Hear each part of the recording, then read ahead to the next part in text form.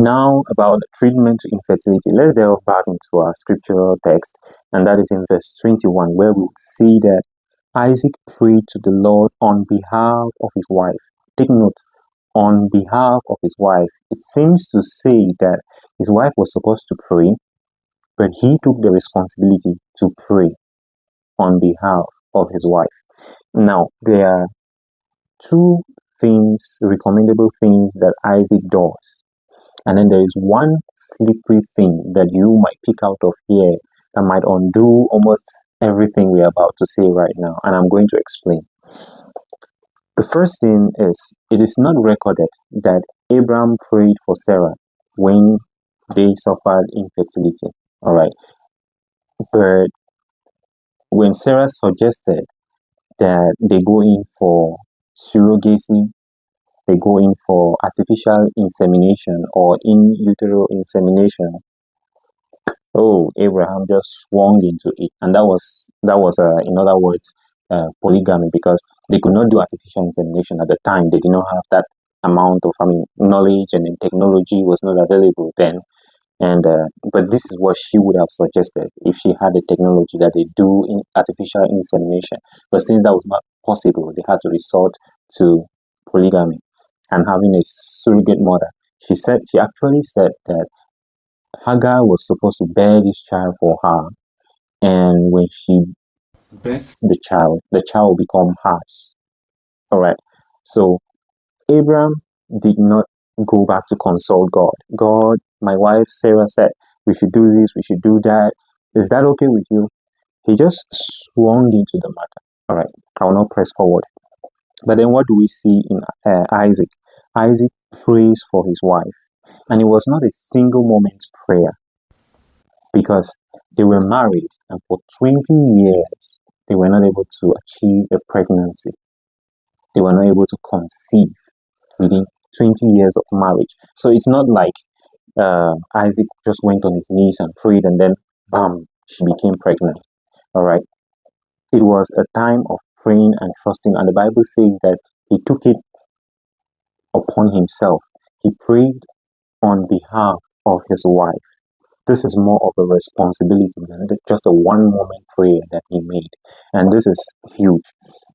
This is huge. As a man, God has not just ordained you to be the head of the home. And in fact, male headship is biblical. It is treated, it is spoken from Genesis throughout the Bible. Male headship is biblical. And now it has been misunderstood very greatly, and men have used it badly. But if you want to take on a fight, don't take on a fight with me about male headship.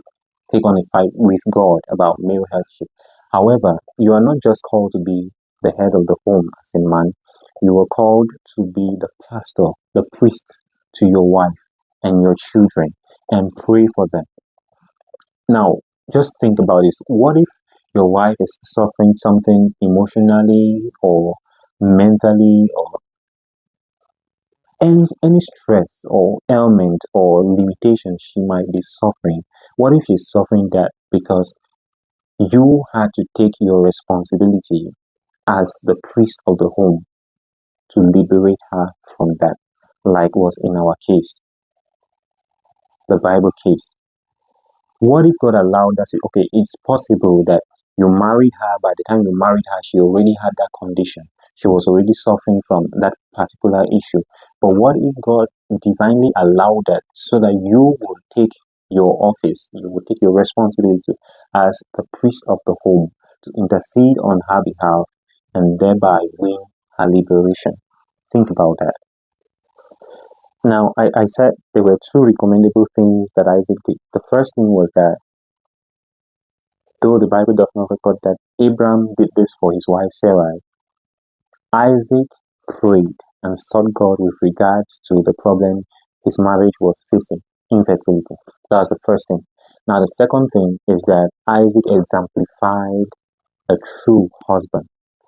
Isaac exemplifies a true husband by standing in the gap for his family, or in this case, for his wife. And that is what men should do. This is what God has called men to do, to stand in the gap. He prayed a prayer, the same prayer, for 20 years. And the Bible says he did this on behalf of his wife, seeming to say, well, that does not totally leave his wife out of because she definitely would pray if she was concerned about it.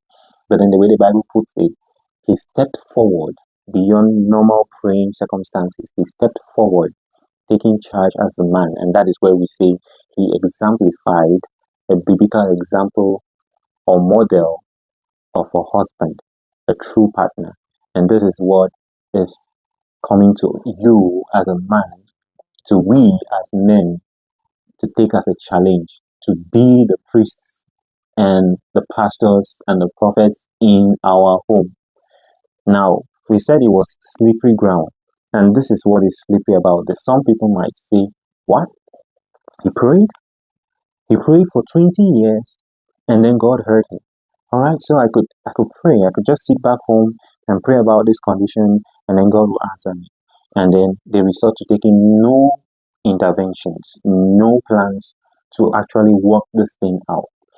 This is very, very delicate. Now, the God that created the whole universe and gave man wisdom to do things, he is the very one that created science, medicine, and he gave particular people called medical practitioners the skills to tend to the health of humans as well as animals.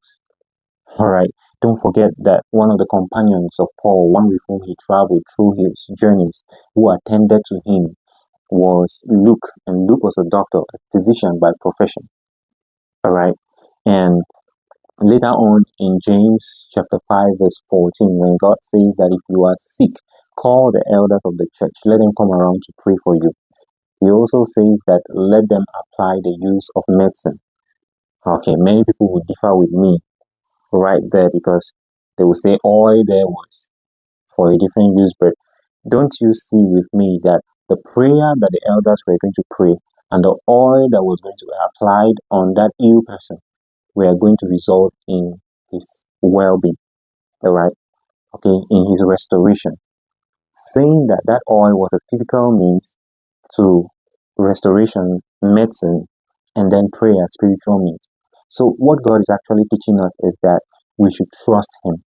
We should trust him does not mean that you sit back home and you say, I am not going to go to the hospital. I am not going to see a physician. I'm not going to see a reproductive health specialist with regards to this issue of infertility. Coming back to our case of infertility, even though God can do it, okay, you can pray from your home and God does it with no stress, just with a snap of his finger, all right?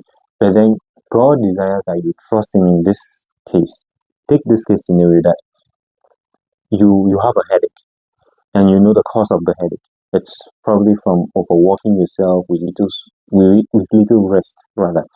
And then you know very well that if you take just a 30-minute rest, it will be resolved. But then you pray and you say, God, I have a headache. I know it probably came from work and stress and little rest.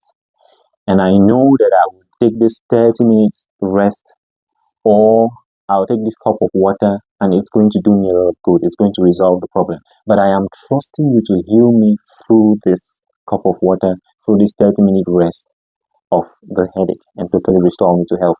That is trusting in God.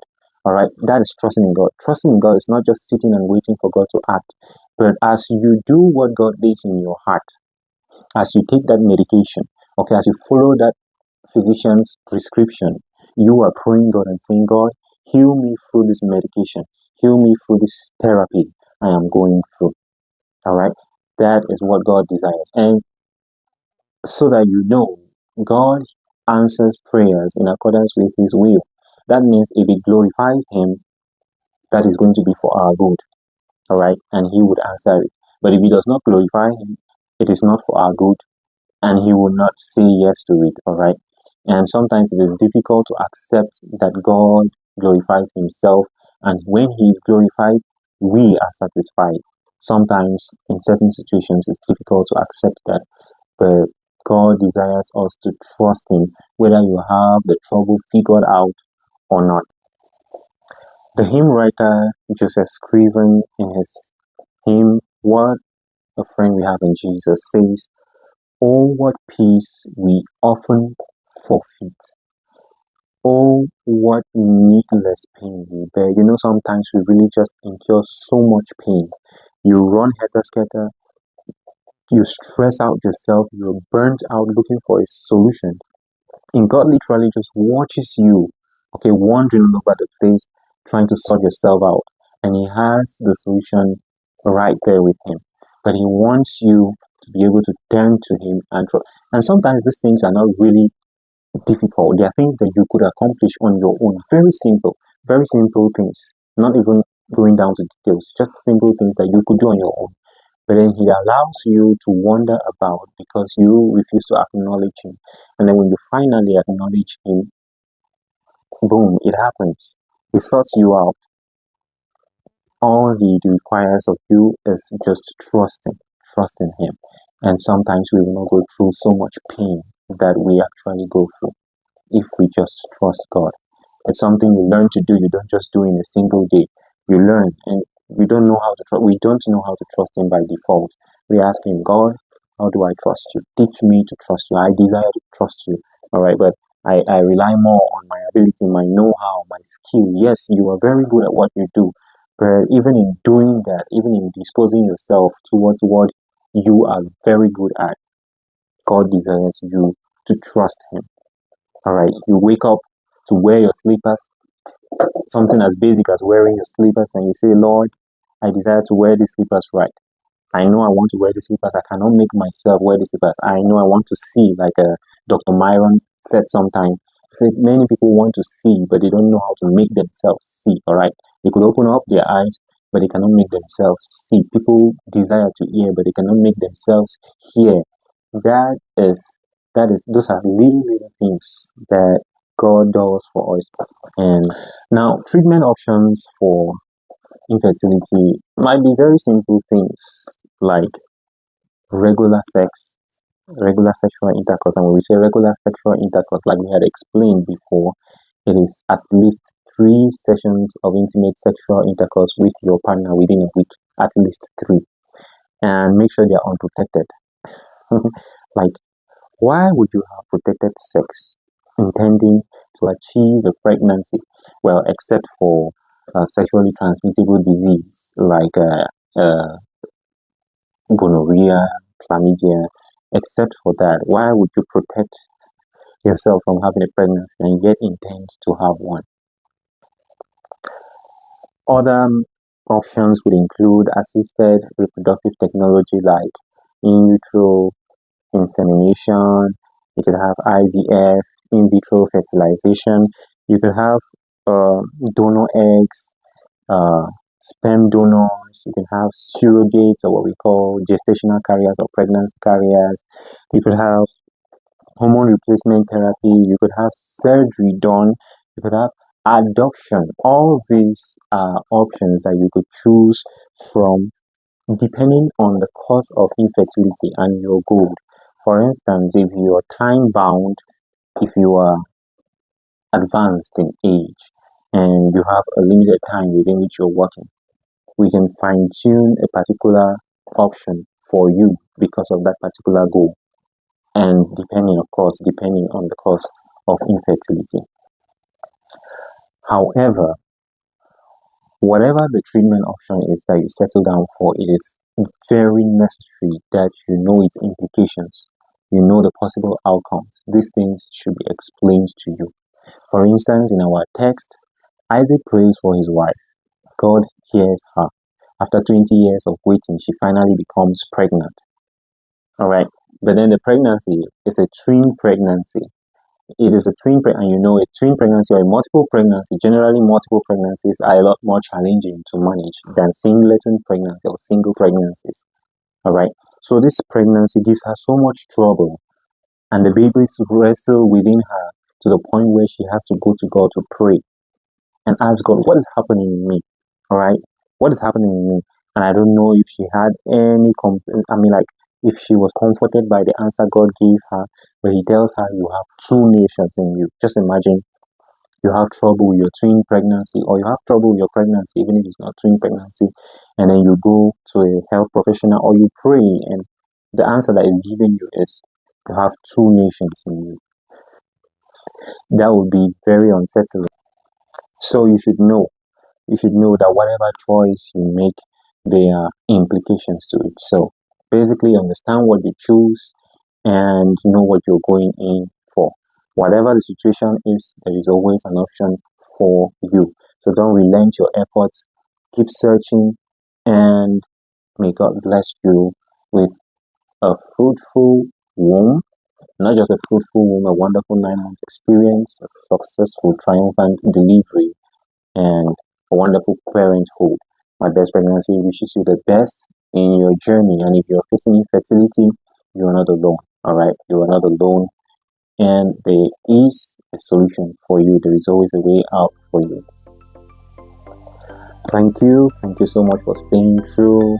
Just two announcements before we leave. My Best Pregnancy experience is open for partnership and sponsorship. If you are interested in partnering with us, you can use the contacts displayed on the screen to get to us, and we will be glad to let you in on how you can be a part of this wonderful movement that is just beginning. And secondly, enrollment is still open. The doors for enrollment to the course launched again the 26th to the 29th of January. So reach us. Consultation is free. So book your consultation call and let us see if we are a good fit for you, and we will be glad to enroll you. See you.